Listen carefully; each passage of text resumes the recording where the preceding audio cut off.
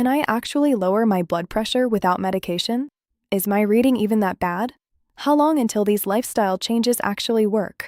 If you've ever typed any of those into Google at 11 at night, sitting on the couch, phone in hand, wondering if you should be worried, this video is for you.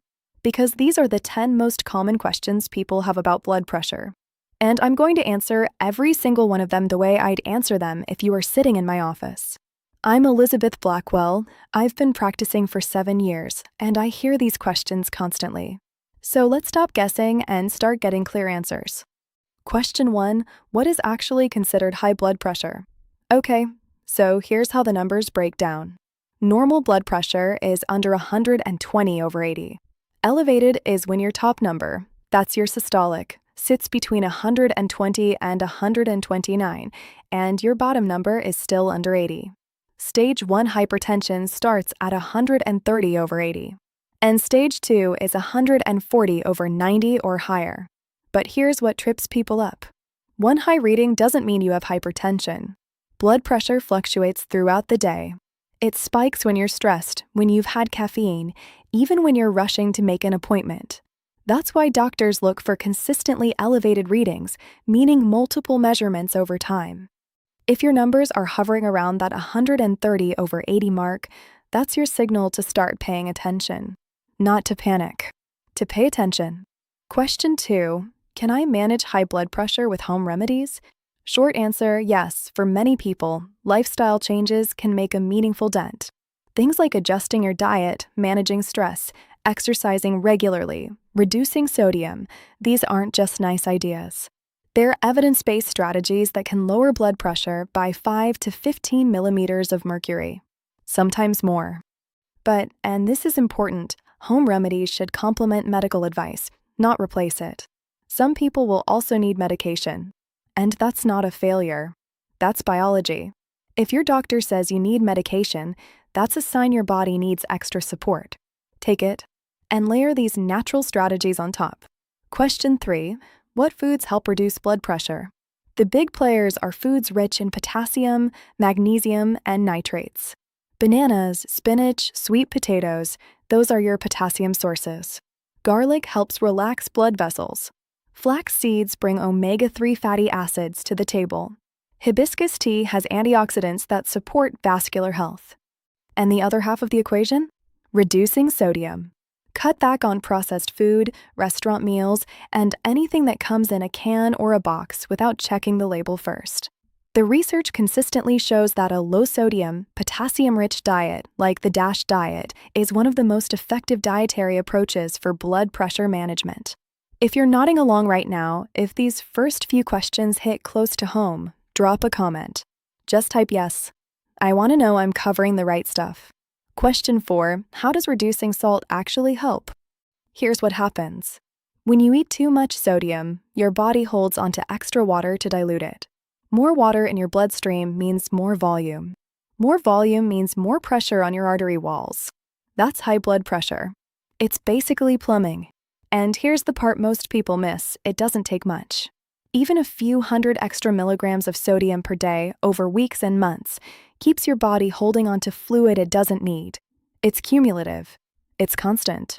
And your blood vessels are dealing with that extra pressure 24 hours a day. When you cut back on sodium, your body releases that extra fluid. Your blood volume goes down, and your pressure follows. A major study found that reducing sodium intake by about 1,000 milligrams per day lowered systolic blood pressure by roughly 5 to 6 millimeters of mercury.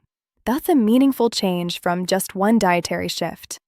The American Heart Association recommends staying under 2,300 milligrams a day, and ideally closer to 1,500 if you already have hypertension.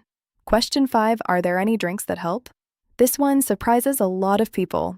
Yes, hibiscus tea has been shown in multiple studies to lower blood pressure when consumed daily for a few weeks.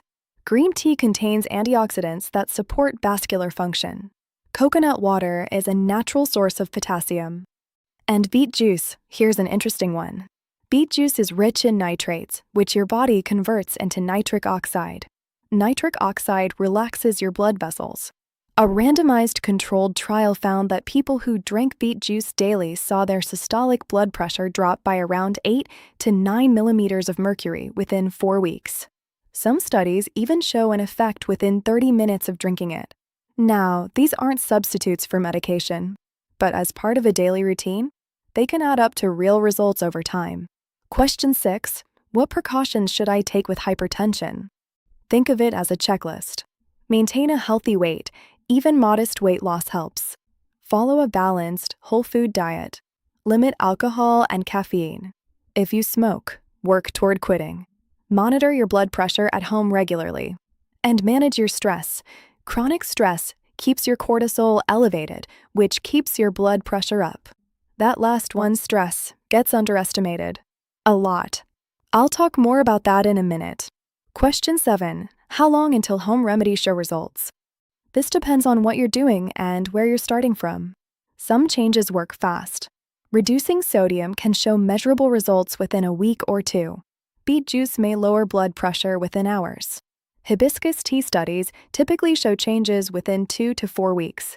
Exercise takes a little longer, usually 4 to 8 weeks of consistent activity before you see a sustained change. And dietary shifts like the DASH diet often show their full effect over 2 to 3 months. The key word is consistency. One green smoothie doesn't fix anything. A daily habit repeated for weeks and months, that's what moves the needle. Now, quick aside. If you're watching this and you're thinking, okay, but what about MY specific situation? That's exactly what our VIP membership is for. Personalized answers to your health questions. Diet, supplements, the whole plan tailored to you.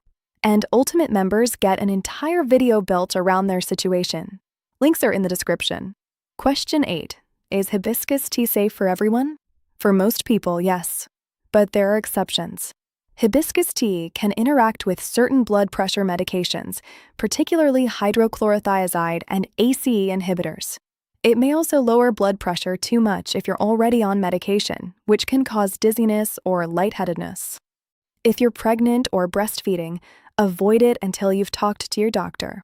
And if you're on any medication for blood pressure, have a conversation with your healthcare provider before adding hibiscus tea to your routine. This isn't a scare tactic, it's just smart layering. Question 9. Can stress alone cause high blood pressure? Okay, this one's nuanced. Acute stress, a sudden argument, a near miss on the highway, can absolutely spike your blood pressure in the moment. Your fight or flight system kicks in, your heart rate jumps, your vessels tighten. That's temporary. But chronic stress? The kind that sits on your shoulders for months or years. That doesn't usually cause hypertension directly. What it does do is push you toward habits that raise your blood pressure: overeating, drinking more alcohol, sleeping poorly, skipping exercise, reaching for comfort food.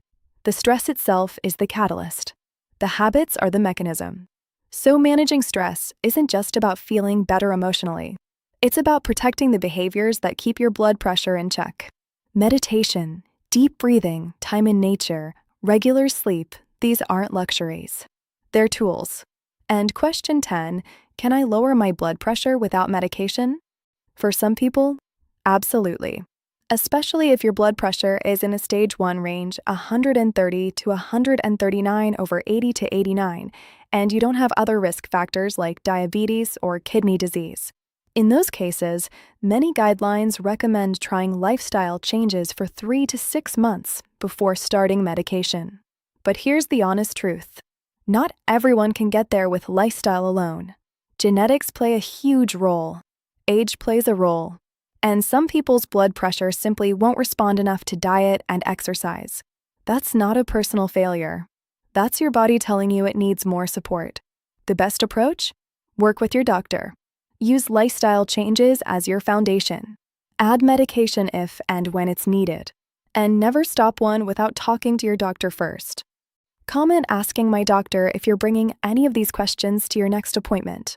I love seeing that. If this was genuinely useful, super thanks highlights your comment so my team can follow up in more detail.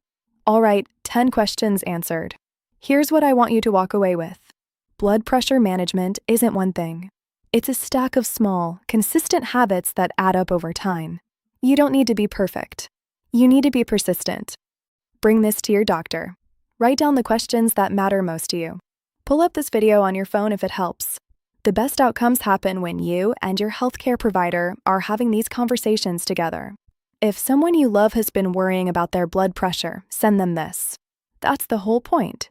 Tell me where you are, just learn this if something here was new, already knew if you were ahead of me, or making changes if you're doing something different starting now. See you soon.